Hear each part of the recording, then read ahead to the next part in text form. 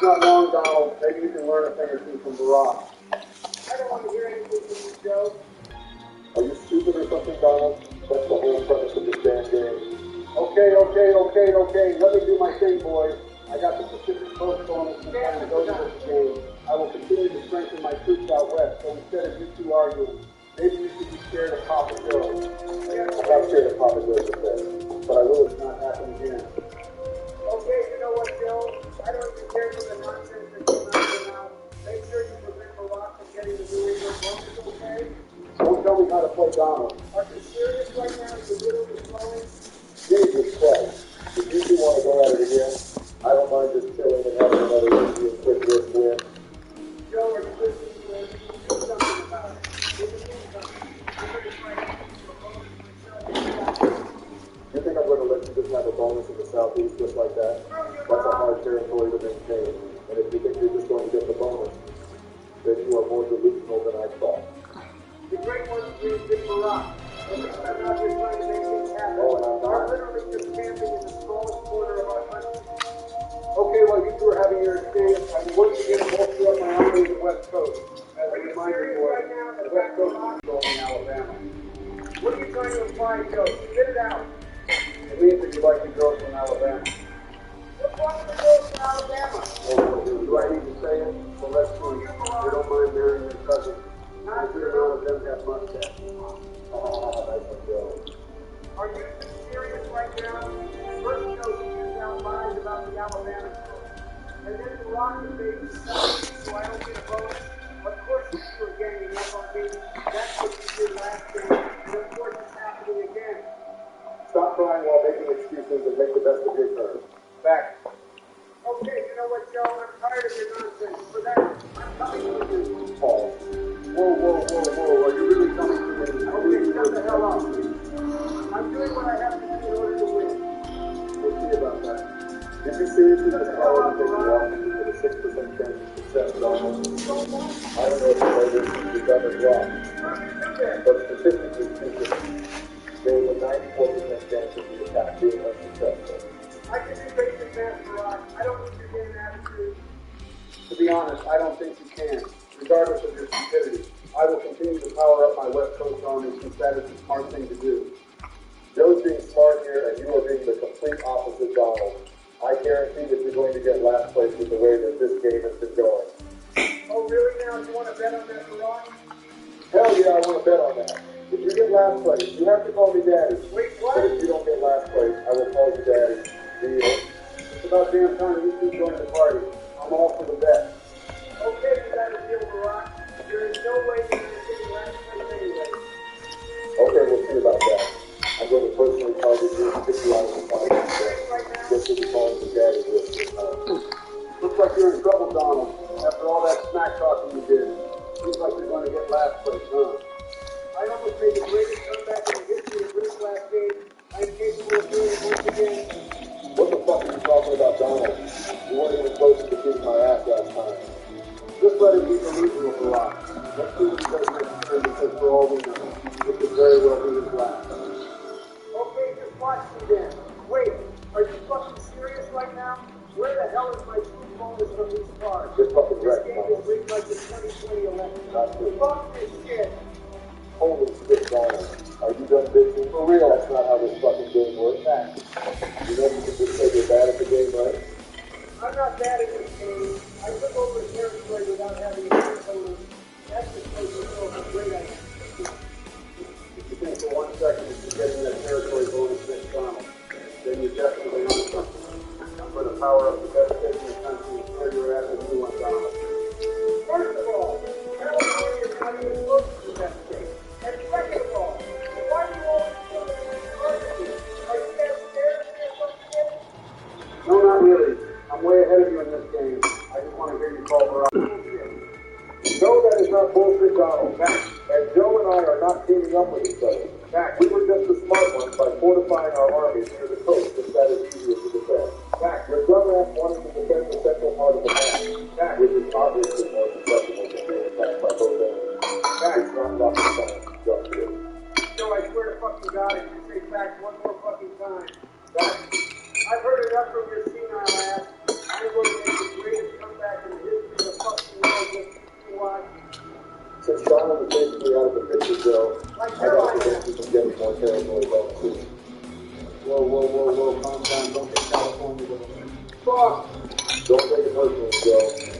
I will once again come out on top since I am the best player out of the three of us in this game.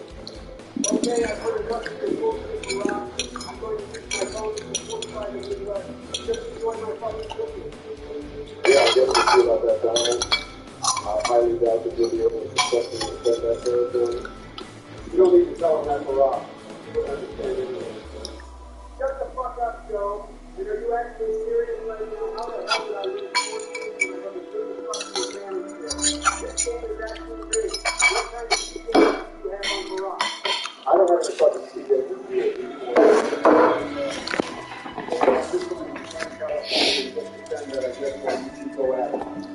There's no luck that Barack is barely targeting you, Joe. You would have lost by now if Barack was attacking you. Every fucking game that you suck at, you make excuses.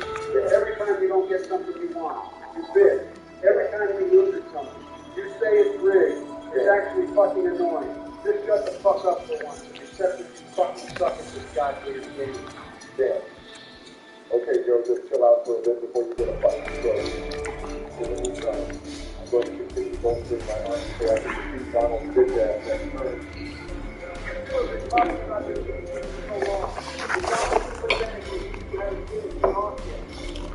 Whatever you say, Donald, just know that your time is coming to an end. You don't have any additional bonuses or anything.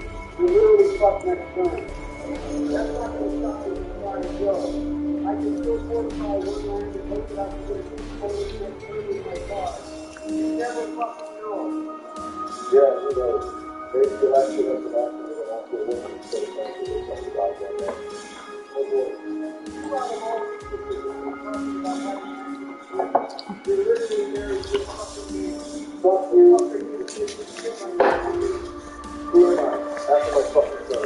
You wouldn't call me your fucking dad. That's who the fuck I am. Okay, let's all take a deep fucking breath here. This shit is getting too tense. With regards to the game, I can't allow you to have that many territory bonuses in the run. So I'm going to have to do something about that. Well, it makes it this competitive as shit, maybe this game won't be as easy as it was last game.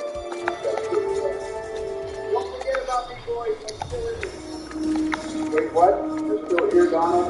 I guess I kind of forgot because you were surprisingly quiet for the last 30 seconds. Okay, so I'll have you know that I'm back. Okay, Donald, shut the fuck up. This is the last turn for your ass.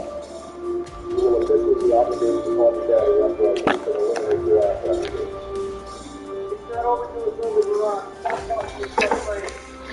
What the fuck do you mean it's not over? I literally have 26 fucking points here combined amount of gel. It's over. You're getting your ass moved down. What? Get fucking wrecked you at least 10 minutes. What? One more Barack. What the fuck? The hell? Fine. I love you, Barack. I have to call you guys now. Okay, call me over these kids first. And to answer your question, you will stop fucking talking to guys. Okay, let me get ready. My daddy! Stand right here. He's my daddy! I love my daddy! He's just fucking private. Daddy Barack! Damn, I can't believe Donald actually kept his fucking promise to do that off. Yeah, for real. But I gotta start cooking now. I gotta make sure that you don't get multiple territory bonuses for Rock. I will literally have no chance of winning if I allow that to happen. You're not wrong about that, Joe. But not getting your big bonus despite having more fucking cards is pretty unfortunate. I'm not going to lie. Here's what it is. I gotta do the most I can with this man. This sort of feels like a very moment for me. Dan, you were not kidding about it saying that I do not get any territory.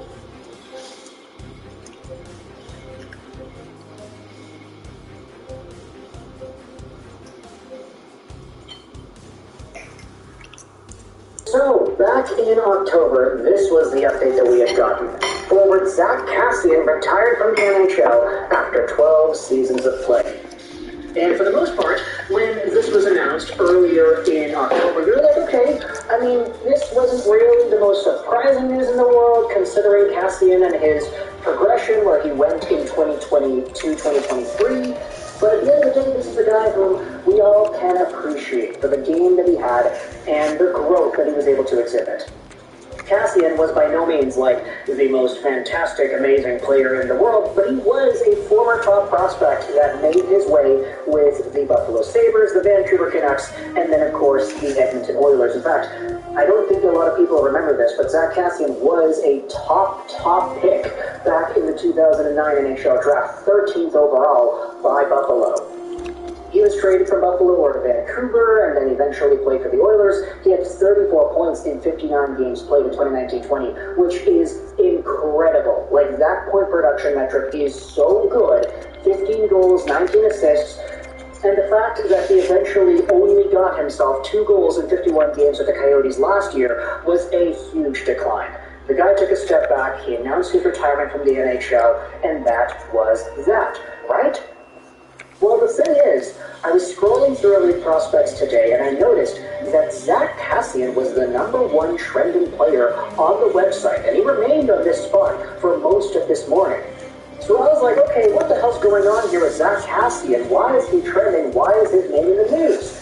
And I stumbled upon this article on expressn.se. This is a Swedish news outlet, and what I did is I translated the article from Swedish into English, and what I wanted to do was read what they have to say here. Because it turns out Zack Kassian might actually be making a return to pro hockey. Take a look at what this article says. That Zack Kassian is currently, I don't know what the translation really means, but the Google machine says highly current for games in Sweden. He's available for Djurgårdens. Let's just go out there and say that. The market is tight, the article reads, but Djurgårdens in the SHL is still fishing out with the gun to be able to strengthen their teams. Now, expressn.se, the journalistic platform, can reveal that NHL veteran Zack Kassian is being shopped out to Sweden, and he's on the table for Djurgården. You've also got Jakob Ragnarsson from Almtuna, who is current and available too. But this article will be linked in the description if you want to go ahead and read it. It's in Swedish, so you have to translate it like I did. For some time now, Djurgården has invested heavily in strengthening its team. They went out with a fundraiser during the week with their ambition to strengthen their team with 2 players. According to sources to Expressen, the Canadian Zack Kassian is an option. Kassian has had many years of NHL experience and has played in the same chain or line as Connor McDavid and Leon Draisaitl in Edmonton, but he's best known for his toughness. Last year, he played for Arizona and was on a PTO with Anaheim last fall, which didn't turn out well. Now, take a look at this. Even though there is just a regular old website going out there and saying, oh yeah, sources say that Kassian could be playing, there actually was a really good update here. The 32-year-old then announced that he is no longer continuing his hockey career in the NHL, but the urge has returned, and with a tight player market, he now wants to play in Europe and see what he can bring there. He has even acquired an agent in the Europe front in the form of Andreas Johansson. It's true that I represent Zack Kassian, Johansson answered briefly, but he had no other comments to that. According to Expressen's information, Johansson must have tried to get him out to a number of sports GMs. Djurgården and Björklöven have taken him to Huck. Björklöven refused early on due to financial reasons, but in Djurgårdens there are forces in the organization that want Kassian to come over. However, there are also other influential people who prefer to see other types of players. Kassian is a physical player who could be good complementary chain with, for example, Marcus Kruger as a center. If it's not Djurgårdens, he is also available as an alternative for the biggest competitor in the Hockey Allsvenskan, Brynäs, but the SHL may also become an alternative. So this is our update. Zack Kassian could be returning to pro hockey, not in the NHL, not with the Flames, not with the Oilers, not with whomever. He may be coming over to Djurgårdens in the SHL, and if not, Brynäs in the Allsvenskan, which is going to be great to see him actually, hopefully, produce more points and, ruffle some feathers in the way that we know Zack Kassian is capable of doing. He averaged a penalty minute a game last season with the Coyotes, but even as far back as his 26-point season with the Oilers, 102 penalty minutes in 79 games played. He also was a 124 penalty minute guy in his full season with Vancouver 10 years ago. So if there's any sort of that physical, tough guy element that still exists in his game, And whichever team is sweeping that picks him up, hey, you're going to be getting a big buzzsaw of a guy. And Cassian is only 32 years old. He still supposedly should have enough in the tank to still go out there and keep.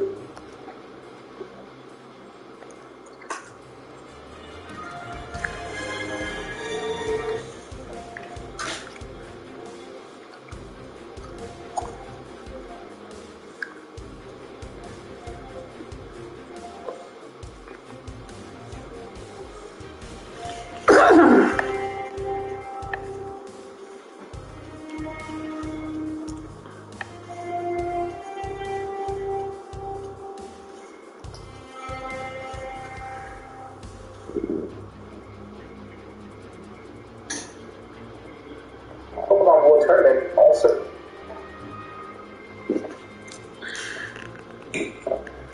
Bianca. Oh wait, here, you. I think this is her.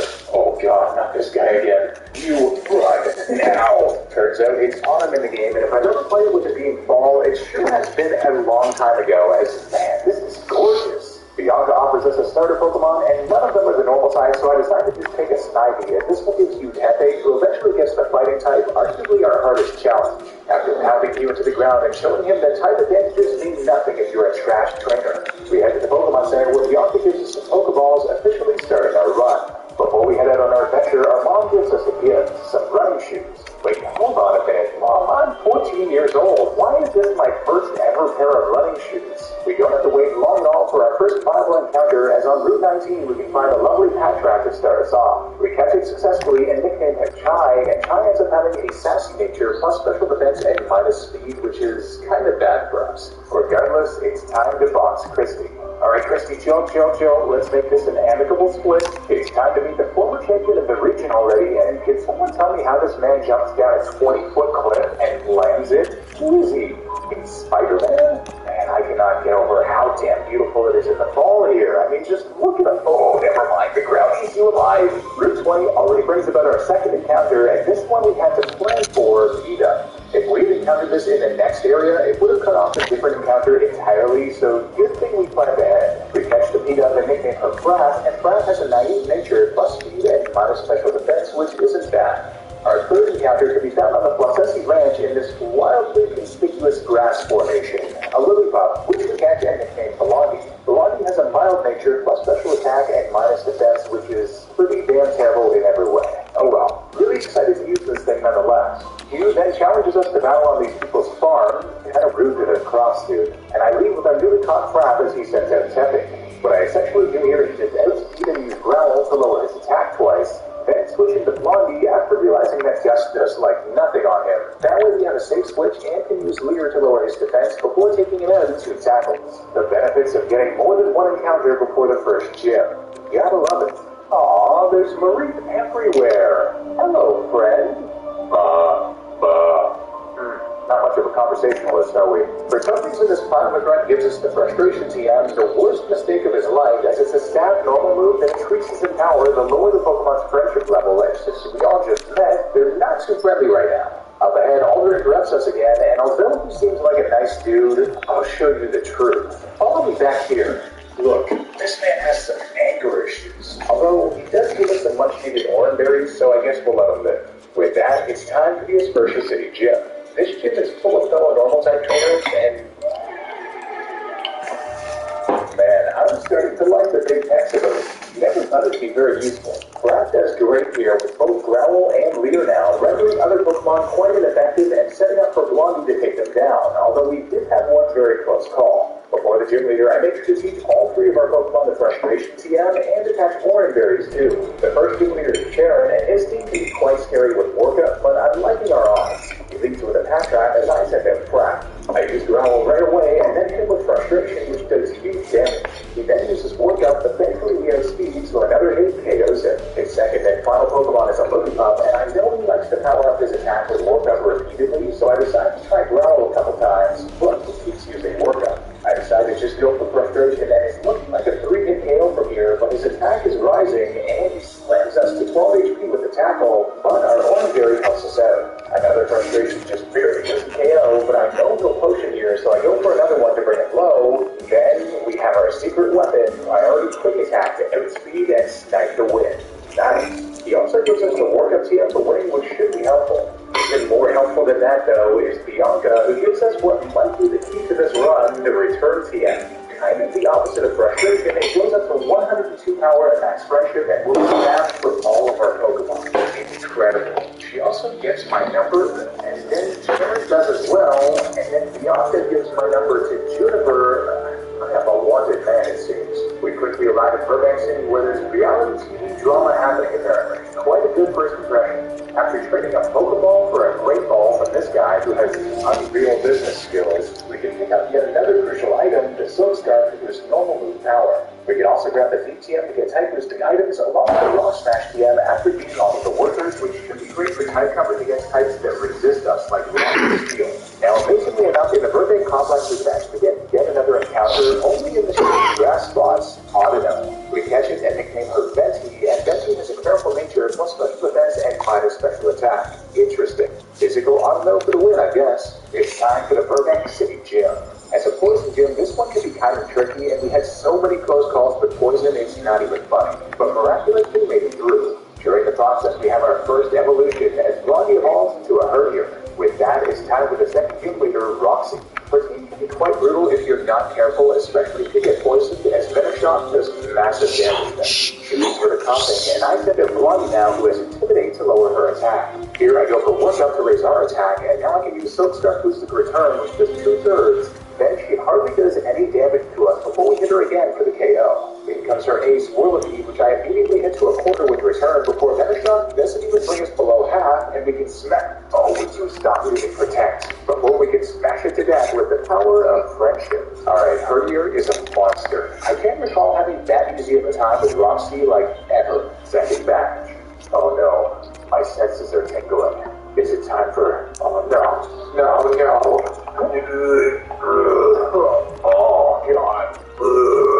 Now somehow we ended up resolving all the family drama by beating Roxy in the field that she's devoted her entire life to, and by replacing her dad in his dream role at PokéStar Studios. How that works, I'm not quite sure, but I won't complain. Stealing his boat, we then arrive in the massive Castelia City.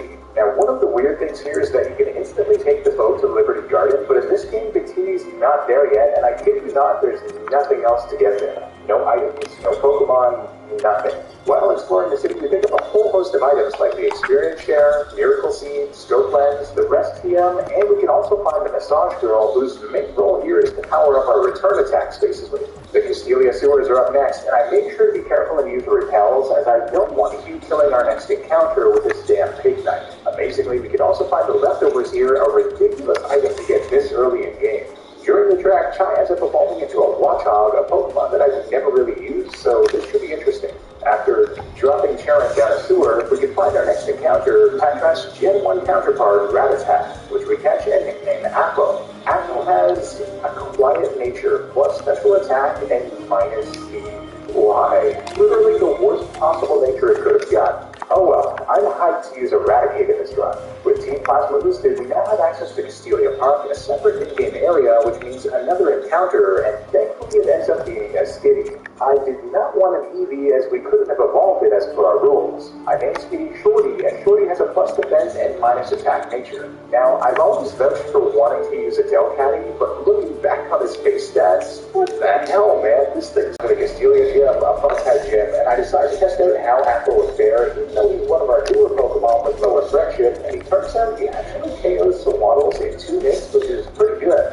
No, I'm serious, those things have higher defense than Snorlax. The third gym leader is Berg, and I think I have a pretty good plan for this battle, although we'll have to be careful. He beats with a Swablu, so I send out Flat. We only have access to special flying moves at the moment, but we get a crit on our 4-time super effective air cutter for the instant 1-hit KO.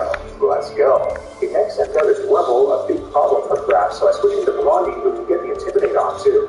Now, Smackdown does very little, and we have the leftovers to help out. Our best move here is Crunch, which doesn't do much, but we're able to slug it out with him after getting a Leer off for more damage, and end up taking him down, only being left with 17 HP damage after leftovers since he took 1 turn to heal. His final Pokemon is Leavanny, which can be scary with Razor Leaf, which has a high critical hit ratio, but I switch back into Grass to resist it. Then we get hit by cuts to below half before our berry on the next turn, before slamming it with a 4-time super effective air cutter, but he actually survives at the red somehow, That hits us with a cut down to just 20 HP before we can pull off the win. That would have been very scary had he even gotten one crit on us, but we pulled through and got the badge. Now up ahead on Route 4, we have a big problem. Colas, who specializes in steel types, which wall the absolute hell out of us, and the big TM is only accessible just past him. But we have one saving grace, the Rock Smash TM.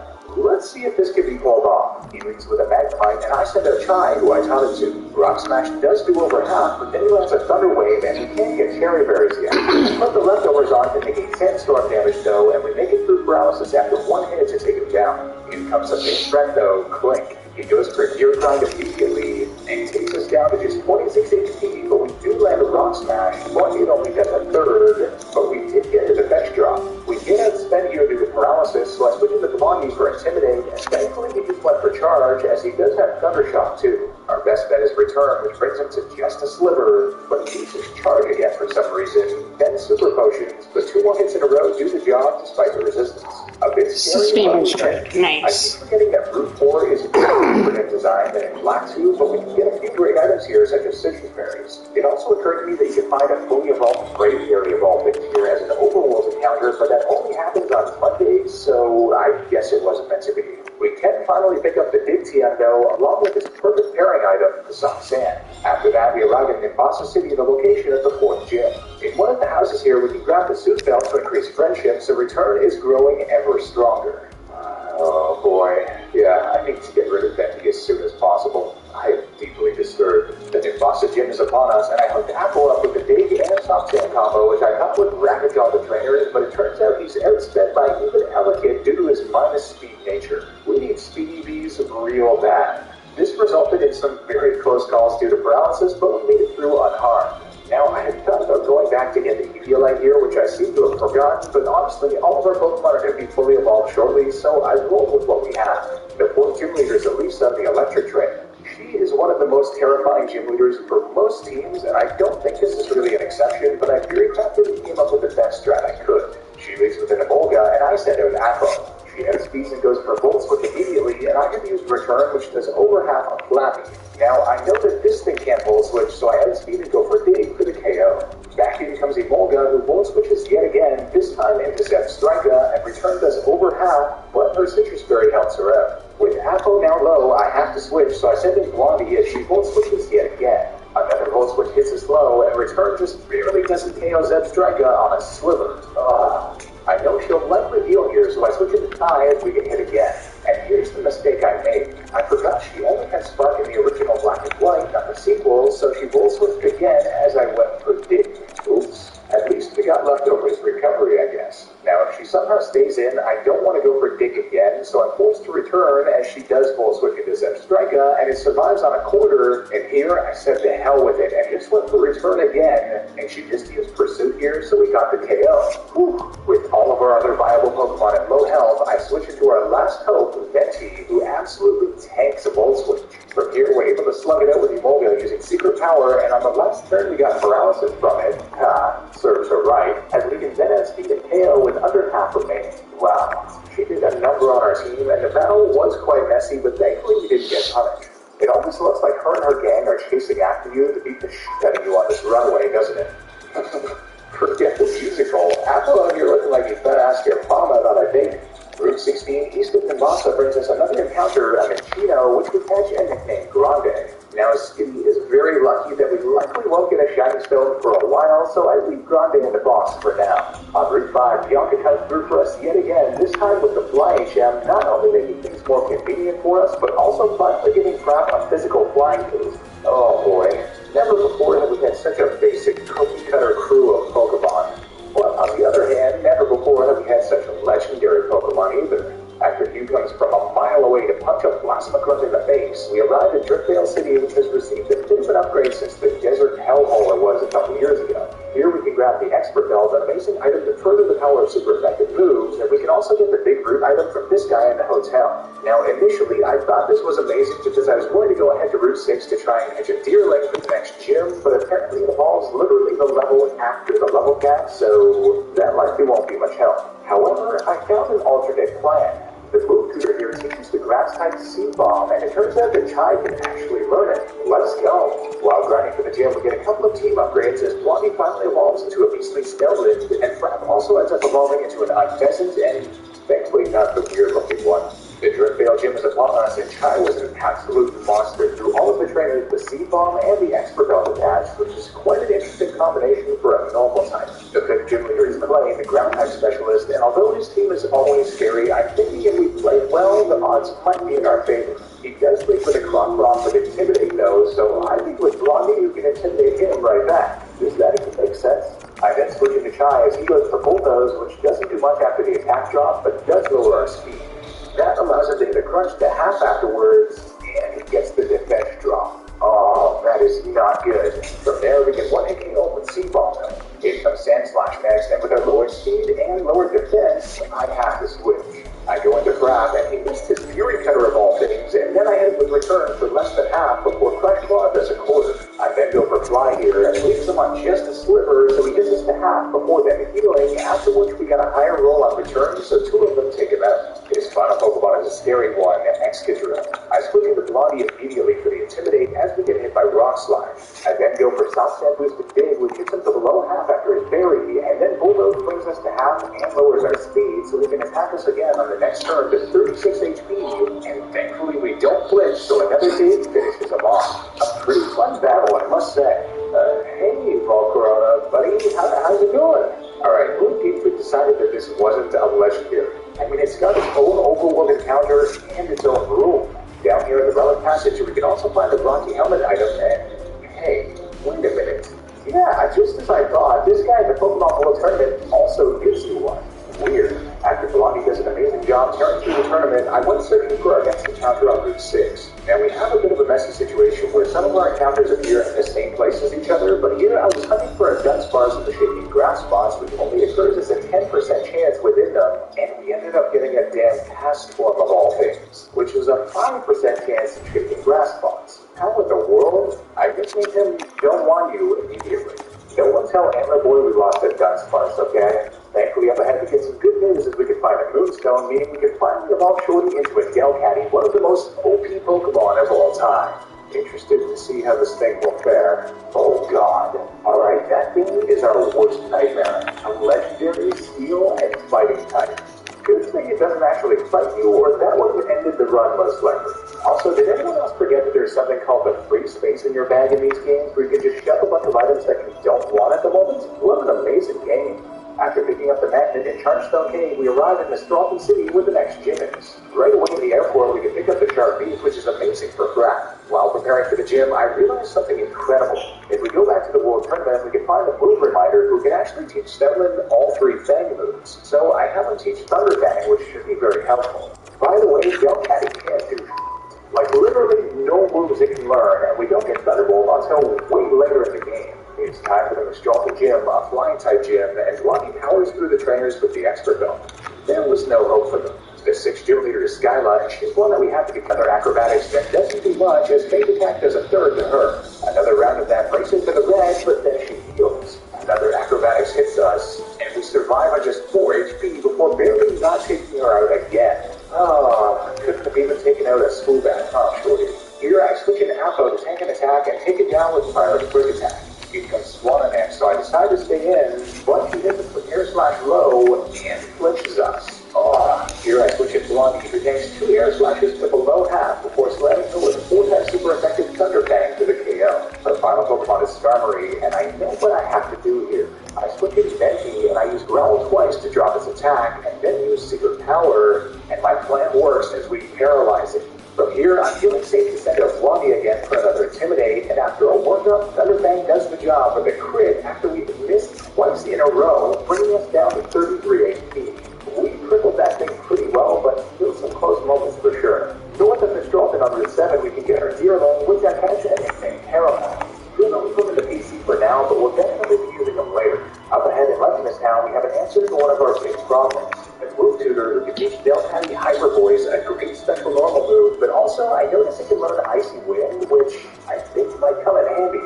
Here we can also grab the Spell Tag and the Shadow Ball CM she can learn too. A long trek through Rehearsal Mountain brings us to Angela Town, such a beautiful place where Hugh ends up challenging us to battle. He leaves with Unpheasant and I promote our newly upgraded Shorty. He went for Razor Wind, a 2-turn attack, perfect for my strategy as I hit him with Icy Wind to lower his speed, and then we outspeed his second turn for the KO. Now we're talking. Here comes Embor though, a huge threat for us, so I switch into Frap, who gets hit by takedown to almost half before we can smash with the Fly for the one-hit KO. What power! His final Pokemon is City War, and I was worried about this one as it could sweep through our entire team, but thankfully we have Venti who can tank his attacks reasonably well with the help of our teams. A third attack brings us to the Rendo, and we brought him below half, and our Secret Tower didn't get a status, but did drop his accuracy. Here I sent Shorty back out, and he missed his first attack, but then hit a stalled and burned, but Hyper Voice amazingly gets the KO from there. That could have been dangerous, but Shorty and Venti saved the day. Who would have thought? Oh, alright, I already hate Delcatty again. Why? Just why? Put me out of my misery. The village bridge is where our next encounter is. Well, more specifically near the water under the bridge, as here we can find his engines. We catch him successfully and I hit him Sumatra and leave him in the PC for the time being. Operation City is next, where the next gym is, and after some grinding, it's time to tackle it. Shorty handles the trainers really well with our Icy Wind strategy, and in no time it's time for the Dragon type gym leader to raid it. He leads with a Druddigon as I send out Shorty. Icy Wind does a third, Slash that hits it for a quarter, but our Q-Charm ability activates. Amazing. Another Icy Wind brings him to the red, and then he's immobilized, so I use a few more attacks as he got immobilized once again to take him down. Solid. Flygon comes out.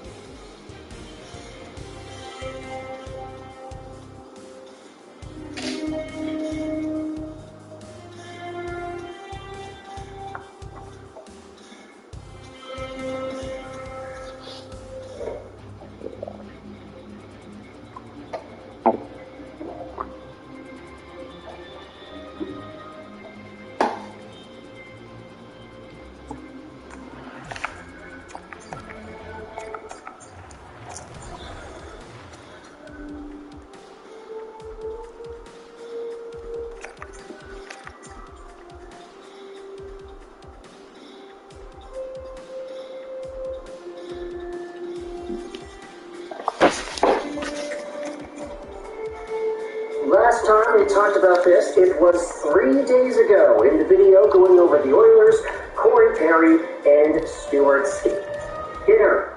Well, I'm putting all my chips on all in this time around because when it comes to Corey Perry as a free agent in the NHL, we have ourselves a bunch of insiders that are saying that today the announcement will be made that Edmonton has made the deal. That was a long sentence, kind of complicated. It's whatever. Take a look at this. First to report is David Pagnotta. He went out there and said that there's traction being made between the Oilers and free agent veteran Corey Perry. Decision could come soon. Well, just a few minutes later after that, he said, yeah, no, I'm hearing a deal has indeed been agreed to. And I believe an announcement will be made later today. On top of this, we had other NHL insiders like Frank Saravalli saying this: a decision is coming soon for Corey Perry, but nothing is done yet between Perry and the Oilers. It's certainly trending, though. It's been an exhaustive process, both in due diligence and fit, involving suitors like the Panthers, the Rangers, the Lightning, and others. Expect a deal near league minimum, so we're talking $700,000, $800,000 around that range. I don't think he's going to get the same dollar amount like what he got in Chicago. Remember, he actually was owing Chicago money after he got terminated from that team. If it is Edmonton, and it looks like it is, Saravalli said, you could see him in their lineup as soon as this week. Corey Perry has been skating and training and can play his way back into game shape. The Oilers also have a bye-week break, and after the All-Star break, they don't play again until after February 6th. So there is a while that the Oilers will have to wait before getting fully back into game action, which would give Corey Perry, of all people, some opportunities to really work his way back and get back into shape. Now, as we said, there are some other insiders that went out there and said this. Ryan Machad reported that Perry and the Oilers have agreed to a deal. The announcement is likely coming Monday, so tomorrow, if not sooner. Then you had yourselves Chris Johnston saying this: Corey Perry is joining the Oilers for the remainder of the season per sources. Expect his contract to include a manageable prorated salary and performative bonuses. First to report the signing was the fourth period. So, based off of what these insiders are saying, it's apparent that Corey Perry is signed with the Oilers, but we're not going to see an announcement about it probably until